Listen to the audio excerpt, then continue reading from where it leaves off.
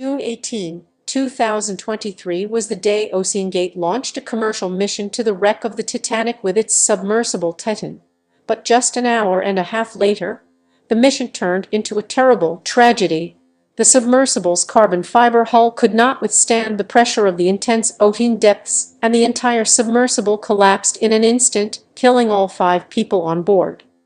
2 years later, the US Coast Guard issued a 335-page report that concluded that the accident was entirely preventable. The report found that OceanGate had completely ignored modern engineering principles. The manuals were incomplete and the submersible's testing methods were extremely unsafe. Despite past problems, the company repeatedly sent the Titan on missions without proper checks. This was not a minor technical error, but blatant negligence. Jason Navy Baba, head of the investigation board, said that these 5 lives could have been saved. Titan's hull was made of carbon fiber, a material never before used in a deep-sea vessel. Experts had warned that it would break open under pressure, a process called delamination. But OceanGate ignored it anyway. Cracking sounds were also recorded during the 2021 and 2022 missions, but no one paid attention. Robert Mickle, who has been a consultant to OceanGate, says it was mathematically certain that it would all fail one day. It was just a matter of time.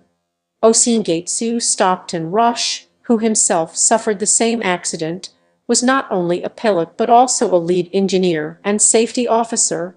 Power was concentrated in a few hands and there were no checks and balances. The result was disastrous. According to the report, if Rush were alive, he would face criminal charges.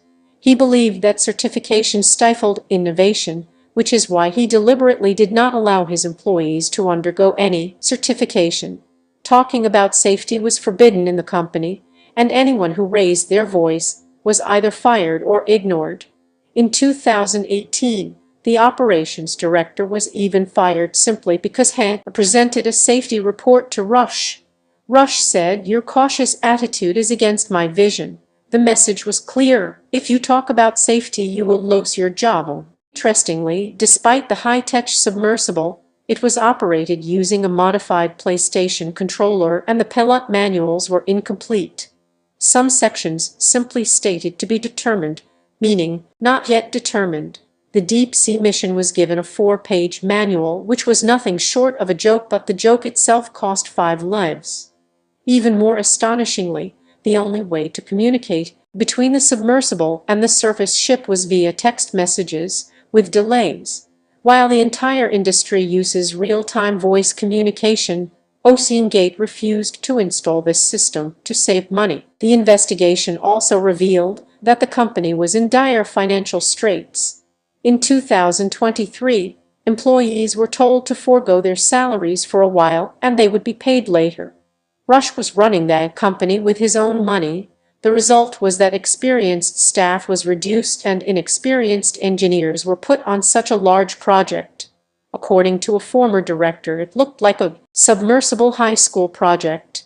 The truth is that the OceanGate disaster was not just a technical failure, but a failure of leadership, systems, and, above all, human carelessness. Stockton Rush often said that safety is a waste of time. After all, you have to take risks.